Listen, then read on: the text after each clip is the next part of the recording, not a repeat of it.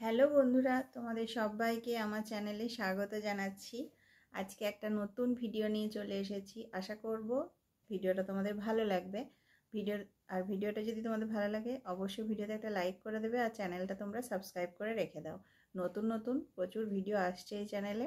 আর তোমরা যদি কিছু প্রশ্ন করতে চাও তো অবশ্যই কমেন্ট বক্সে করবে, আমি উত্তর দিয়ে দেবো। আমি যতটা জানি আমি অবশ্যই উত্তর দিয়ে দেবো। তো বর্ধমানে প্রচুর মন্দির আছে, প্রচুর দর্শনীয় স্থান আছে, কিন্তু এই ভিডিওতে আমি বর্ধমানের বেলেরা গ্রামে কৃষ্ণকালী মায়ের মন্দির সম্পর্কে তোমাদের কিছু তথ্য জানাবো। প্রত্যেক দিন প্রচুর মানুষ আসেন দূর দূরান্ত থেকে। অনেকে আসেন মাকে দর্শন করতে, মায়ের কাছে পুজো দিতে, আর অনেকে আসেন বিপদে পড়ে অসুবিধায় পড়ে মায়ের কাছে ছুটে আসেন। প্রচুর মানুষ আসেন, প্রত্যেক দিন প্রচুর মানুষ আসেন। কৃষ্ণকালী মায়ের মন্দিরে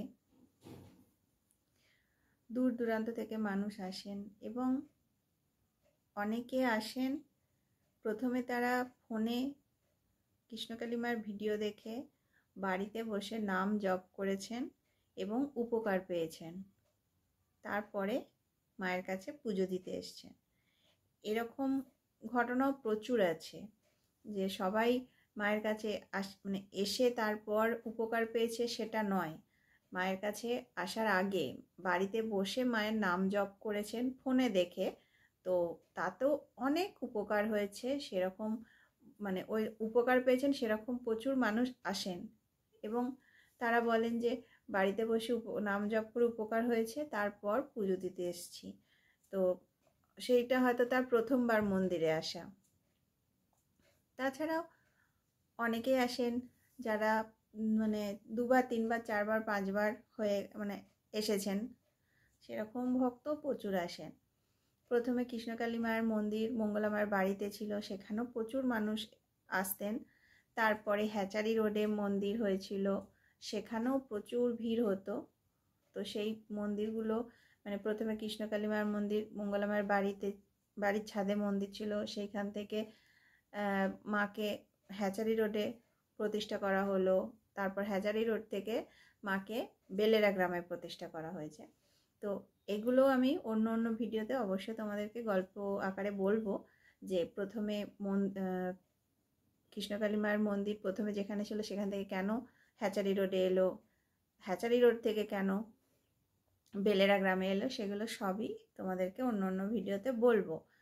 তো তোমরা ভিডিওগুলো সম্পূর্ণ দেখো এবং চ্যানেলটা অবশ্যই সাবস্ক্রাইব করে রাখো, প্রচুর ভিডিও আসবে। কৃষ্ণকালী মায়ের মন্দিরে ভক্তরা আসেন, মঙ্গলা মা ভক্তদের কপালে ত্রিশূল ছুঁয়ে দেন, কপালে ত্রিশূল ঠেকিয়ে দেন। আর একটা কথা উনি সবসময় বলেন যে কৃষ্ণকালী মায়ের নাম জপ করতে, মায়ের নাম জপ করলে সকল কিছু পাওয়া হয়ে যায়। কৃষ্ণকালী মায়ের নাম জপ করলে সব কিছু পাওয়া হয়ে যায়। মায়ের নামে এত শক্তি। কৃষ্ণকালী এই নামটি খুব শক্তিশালী, এই নামে প্রচুর ক্ষমতা। তাই ভক্তদেরকে মঙ্গলা মা বলেন যে কৃষ্ণকালী মায়ের নাম জপ করতে, এবং প্রচুর মানুষ মায়ের নাম জপ করে উপকার পেয়েছেন। অনেকে ফোনে দেখে মায়ের নাম জপ করেছেন, উপকার পেয়েছেন, তারপরে মন্দিরে পুজো দিতে এসছেন, এরকম ঘটনা আছে। তাই সবসময় মঙ্গলা মা বলেন যে কৃষ্ণকালী মায়ের নাম জপ করতে। মায়ের নাম জপ করলে আর অন্য কোনো কিছু দরকার হয় না। মায়ের নাম জপে এত শক্তি। মায়ের নাম যত বেশি উচ্চারণ করবে, যত মায়ের নাম ধ্যান করবে, তত ভালো। মায়ের নাম জপ করলে তোমার সাথে ভালো অবশ্যই কিছু হবে, তুমি সেটা বুঝতেও পারবে।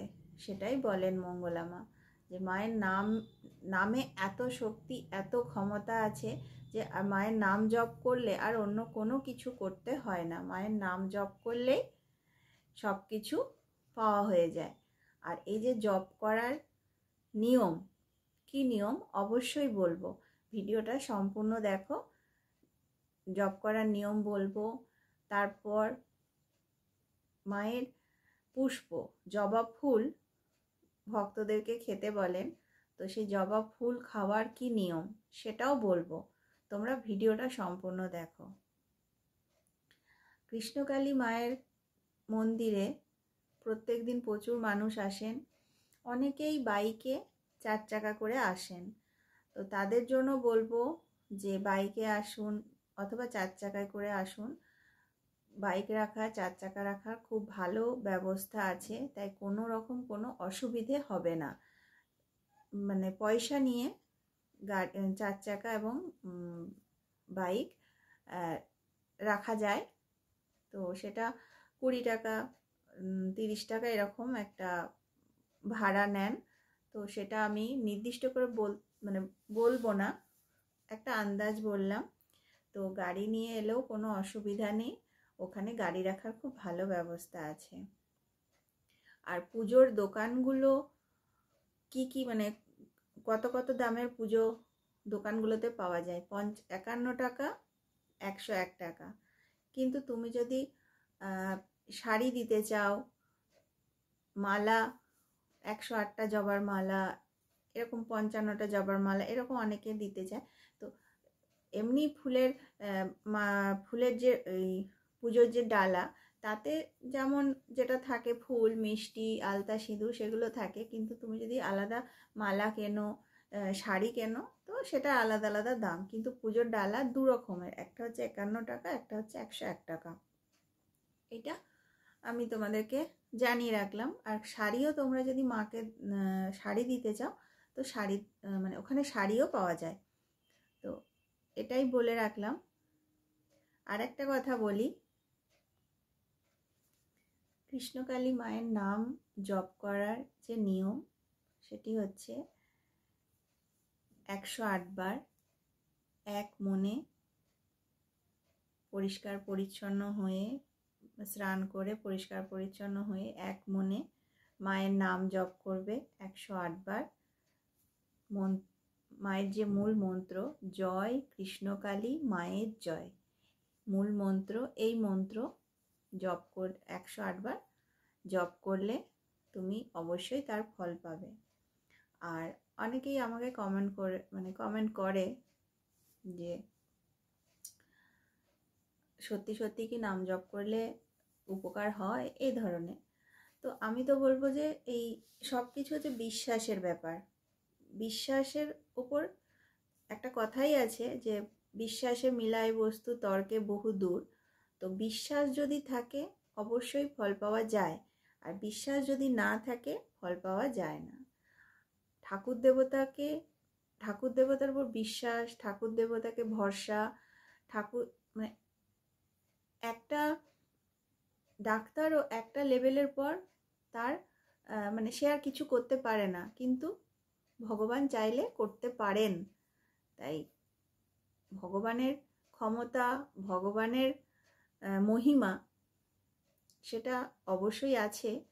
তো সেটা তুমি কতটা বিশ্বাস করবে সেটা তোমার ব্যাপার। যে মানে সেটা তুমি বিশ্বাস করবে যে হ্যাঁ ভগবান আছে, ভগবানের কাছে প্রার্থনা করলে ভগবান সে প্রার্থনা শুনবেন, সেটা তোমার মানে সেটা যদি তোমার বিশ্বাস থাকে, বিশ্বাস নিয়ে তুমি ভগবানকে ডাকো, তো অবশ্যই তুমি তার ফল পাবে। কিন্তু বিশ্বাসের ওপর নির্ভর করছে। আমি বললাম তাই তুমি মানে চাইলে, অথচ তোমার মন থেকে বিশ্বাস হচ্ছে না, তাতে কিন্তু কোনো ফল হবে না। তোমার মনে যদি বিশ্বাস থাকে, তোমার মনে যদি ভক্তি থাকে, তুমি অবশ্যই ফল পাবে। আর ভগবান সব ঠাকুরই সমান, দুর্গা, কালী, শিব, সব ঠাকুরই সমান। ঠাকুর তো সব মানে ঠাকুর তো একটাই, আলাদা আলাদা নাম, আলাদা আলাদা রূপ, ঠাকুর তো একটাই। তাই ঠাকুরের কাছে, ভগবানের কাছে মানে, আর ভগবান ঈশ্বর উনিই তো সব কিছু। উনি চাইলে সব সম্ভব, উনি না চাইলে, উনি যেটা চাইবেন সেটাই হবে। আমরা মানুষ, আমাদের কতটুকু ক্ষমতা, আমরা কি করতে পারি? সবটাই ভগবানের মহিমা, ভগবানের ভগবান যদি চান তো সব কিছুই সম্ভব। আর যে ঠাকুরের নাম জপ করলে রোগ ভালো হয়ে যায়, কি কোনো বিপদ থেকে তুমি উদ্ধার হয়ে যাবে, সেটা সম্ভব নয়। এটা সম্পূর্ণটা বিশ্বাসের ওপর। তুমি বিশ্বাস করে মন থেকে যদি সেই ঘটনাটাকে মানো যে না, ঠাকুরকে ডাকলে ঠাকুর আমাকে ঠিক বিপদ থেকে রক্ষা করবেন, তো দেখবে তুমি ঠিক কোনো না কোনোভাবে রক্ষা পাবে। অথবা হয়তো খুব বড় কিছু না ঘটলো না, খুব অল্পর ওপর দিয়ে ঘটনাটা ঘটলো, তো সেগুলো তোমার বিশ্বাসের উপর। তুমি যদি বিশ্বাস করো, আর তুমি যদি বিশ্বাস না করো, তো আমি বলছি তাই তুমি কথাটা শুনে যে ঠিক আছে আমি একবার পরীক্ষা করে দেখি, কিন্তু মনে তোমার একটুও বিশ্বাস নেই, তাতে কিন্তু কিছুই উপকার হবে না। যদি বিশ্বাস থাকে অবশ্যই তুমি তার ফল পাবে।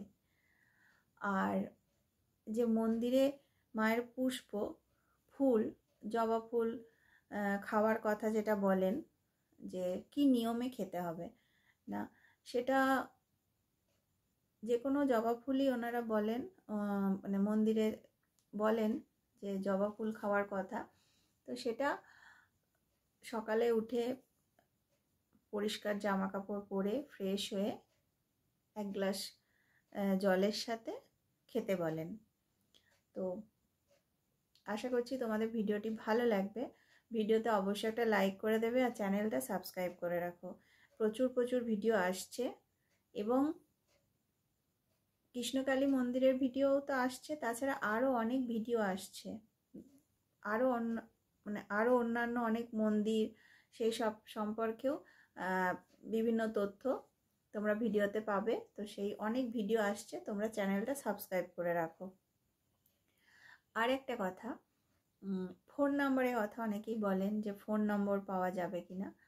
তো ফোন নম্বর পাওয়া তো সম্ভব নয়, কারণ ওনারা ব্যস্ত থাকেন। আর তাছাড়া এখন এইভাবে ফোন নম্বর দিলে তো ফোন নম্বর দিলে সেটা আপনারাই বুঝতে পারছেন, এত মানুষ আসেন, তো ফোন নম্বরটা এইভাবে তো দেওয়া সম্ভব নয়। তাই ওনারাও বলেন যে ফোন করতে ওনারা বারণ করেন, এবং যে নম্বরটা পুরনো, যে নম্বরটা আগেই দিয়েছিলেন অনেক আগে, তো সেই নম্বরটা এখন ব্যবহার হয় না সেভাবে। সেটা শুধুই গুগল পে বা ফোনপে সেটার জন্যই ব্যবহার হয়, ওটাতে ফোন করে যে কথা বলা সেরকম হয় না। তো তাই ফোন নাম্বার নিয়ে ফোনে কথা বলবেন, অসুবিধার কথা জিজ্ঞেস করুন, সেটা কিন্তু সম্ভব নয়। তাই ফোন নম্বরের ব্যাপারটা ফোন নম্বর কেউ চাইবেন না, ফোন নম্বর এভাবে দেওয়া সম্ভব নয়। আর আপনার যদি ঠাকুরের ওপর ভরসা থাকে, ঠাকুরকে আপনি যদি বিশ্বাস করেন, তো আমি তো বলবো যে অবশ্যই মায়ের মন্দিরে আসুন, মাকে দর্শন করুন, মাকে দু চোখ ভরে দেখুন। সবসময় মায়ের কাছে কিছু চাইতে কেন হবে, যে আমার তো কোনো কিছু এখন অসুবিধা নেই যে মাকে এই জিনিসটা চাইবার জন্য মায়ের কাছে যাব, তাই এখন আর কি করতে যাব, সেরকম কেন। মায়ের কাছে আসুন, মাকে দর্শন করুন, মাকে দু চোখ ভরে দেখুন। প্রচুর মানুষ আসে, তার মধ্যে অনেকে এমনিও আসে মাকে দর্শন করতে, মায়ের টানে মন্দিরে আসেন। তো আসুন না একদিন মাকে দর্শন করতে, মাকে দর্শন করুন, মাকে দেখুন, মাকে দু চোখ ভরে দেখুন, মন ভরে মাকে ডাকুন। দেখবেন একটা আলাদাই মনে শান্তি আসবে, মনটা খুব ভালো লাগবে। মাকে ডাকুন, মন ভরে ডাকুন। আমরা তো সব সময় মায়ের কাছে কিছু না কিছু চাই, মা এটা দাও, সেটা দাও, ওটা দাও। তার কারণ আমাদের সব সময় কিছু না কিছু প্রয়োজন থাকেই, কিন্তু মাকে কোনো কিছু মায়ের কাছে শুধু এটা দাও ওটা দাও সেইগুলো ছাড়া যে কোনো কিছু চাইবো না, শুধু মাকে ডাকবো, মাকে মন থেকে মাকে ডাকবো, মাকে দু চোখ ভরে দেখবো, সেটা করুন, দেখবেন ভালো লাগবে, একটা আলাদা শান্তি মনে আসবে। আর আমরা সাধারণ মানুষ, আমাদের তো সব সময় অসুবিধা, সমস্যা, এসব কিছু তো লেগেই থাকে। তো তাই মায়ের কাছে সবসময় এটা দাও ওটা দাও না করে মাঝে মাঝে মাকে মন ভরে ডাকুন, মাকে দেখুন। তো মন্দিরে আসুন, মাকে দর্শন করুন, মাকে পুজো দিন। আর একটা জিনিস দেখবেন, কোনো দেবতা স্থানে এলে আপনার অনেক মাথায় চিন্তা ঘুরছে, অসুবিধা সমস্যা সব কিছু ঘুরছে, কিন্তু আপনি যখন কোনো দেবতা স্থানে আসবেন আপনি দেখবেন সেই সমস্যা সেই চিন্তাগুলো মানে যতক্ষণ আপনি মন্দিরের ওইখানে থাকবেন, মন্দিরে থাকবেন, সেটা যে কোনো দেবতা স্থানে একটা আলাদা আপনি সেই চিন্তা সেই ভাবনা কিছুক্ষণের জন্য যেন মনে হয় আমার মধ্যে আর কোনো টেনশন কোনো চিন্তা নেই, আমি খুব কোনো রকম চাপ কোনো চিন্তা কিচ্ছু নেই, একটা আলাদাই আনন্দ অনুভব হয়, আমার তো হয়। তাই ভাবছি আমি এটা আপনাদের সাথে শেয়ার করলাম যে মন্দির দেবতা স্থানে গেলে সেই আলাদা যে দেবতা স্থানের যে মাহাত্ম্য সেটা সেটার জন্যই ওই রকমটা ফিল হয়, যে তখন মনে হয় যে কোনো চিন্তা কোনো ভাবনা কিছু নেই। তো সেই জন্য বলবো যে অবশ্যই একবার আসুন, মাকে দর্শন করুন, মাকে দেখুন, আপনার ভালো লাগবে অবশ্যই। আর মায়ের নাম জপ করুন, মায়ের নাম জপ করলে আপনার আর অন্য কোনো কিছু করতে হবে না। তবে হ্যাঁ, যদি আপনার মনে বিশ্বাস থাকে, আপনি মাকে ভরসা করুন, বিশ্বাস করুন, ভক্তি করে মাকে ভরসা করে বিশ্বাস করে মাকে ডাকুন, আপনি অবশ্যই তার ফল পাবেন। আপনি মাকে ভক্তি ভরে মন থেকে আপনি যদি মাকে ডাকেন, মায়ের নাম জপ করেন, আপনি অবশ্যই তার ফল পাবেন। মা খুব জাগ্রত, মা জীবন্ত। প্রত্যেক দিন প্রচুর মানুষ আসেন, আর শুধু যে পশ্চিমবঙ্গ থেকে আসে তাও তো নয়, বিদেশ থেকেও প্রচুর মানুষ আসেন এবং এসে তারা উপকার পেয়েছেন, দূর দূরান্ত থেকে এসেছেন, উপকার পেয়েছেন। আর এমনি তো প্রচুর মানুষ আসেন, প্রত্যেক দিন প্রচুর মানুষ আসেন। ও আর একটা কথা তো বলতে ভুলেই গেছি, কোন দিন কৃষ্ণকালী মায়ের মন্দির বন্ধ থাকে সেটা বলে দিচ্ছি। তার আগে বলি, ভিডিওটা কিন্তু অবশ্যই সম্পূর্ণ দেখবেন, আর ভিডিওতে একটা লাইক করে দেবেন, চ্যানেলটা সাবস্ক্রাইব করে রাখুন, নতুন নতুন প্রচুর ভিডিও আসছে। মন্দির কোন দিন বন্ধ থাকে? মন্দির বন্ধ থাকে এটা এই কারণেই বলছি যে সেদিন ত্রিশূল গণ্ডি করা থাকে, ভক্তদের কপালে ত্রিশূল সেদিন ছোঁয়ানো হয় না, তাই ত্রিশূল ছোঁয়ানো বন্ধ থাকে। কিন্তু মন্দির বন্ধ থাকে সেটা নয়, মাকে পুজো করা হয়, ভক্তরা মাকে দর্শন করতে পারবেন, কিন্তু সেদিন ত্রিশূল ছোঁয়ানো হয় না, ত্রিশূল গণ্ডি করা থাকে। আর এই যে ত্রিশূলের যে কি অলৌকিক ক্ষমতা, এই ত্রিশূল মঙ্গলামা কি করে পেলেন, এই সব কিছু আপনারা ভিডিওতে জানতে পারবেন, তবে এই ভিডিওতে নয়, অন্য ভিডিওতে। তাই তো আমি বলছি আপনারা চ্যানেলটা সাবস্ক্রাইব করে রাখুন, প্রচুর ভিডিও আসছে। আর আপনারা যদি কোনো প্রশ্ন আপনাদের যদি থাকে সেটা অবশ্যই কমেন্ট বক্সে করবেন, আমি যতটা জানি অবশ্যই উত্তর দিয়ে দেব। আর এই ভিডিওটি একটি লাইক অবশ্যই করে দেবেন। আর মন্দির কোন দিন বন্ধ থাকে সেটা হচ্ছে সোমবার মন্দির বন্ধ থাকে। এই কারণেই এটাই বললাম যে মন্দির বন্ধ থাকে, সেটা হচ্ছে ত্রিশূল কিন্তু সোমবার দিন গণ্ডি করা থাকে। তাই সোমবার দিন যদি কেউ আসেন ত্রিশূলটা ছোঁয়াবেন, তো সেদিন কিন্তু ত্রিশূল ছোঁয়ানো হয় না। মাকে আপনি দেখতে পারবেন, মাকে পুজোও দিতে পারবেন, কিন্তু ত্রিশূল সেদিন গণ্ডি করা থাকে, ত্রিশূল সেদিন ছোঁয়ানো হয় না। তাই সোমবার দিনটা বন্ধ, সেটাই বলা হয় যে ত্রিশূল ছোঁয়ানো বন্ধ। তো আশা করছি আপনাদের এই ভিডিওটি ভালো লাগবে। আর পরবর্তীতে নতুন নতুন ভিডিও আসছে, নতুন নতুন অনেক কিছু তথ্য আপনারা জানতে পারবেন। ঠিক আছে, এই ভিডিওটা আমি এখানেই শেষ করেছি। সবাই ভালো থাকবেন। নমস্কার।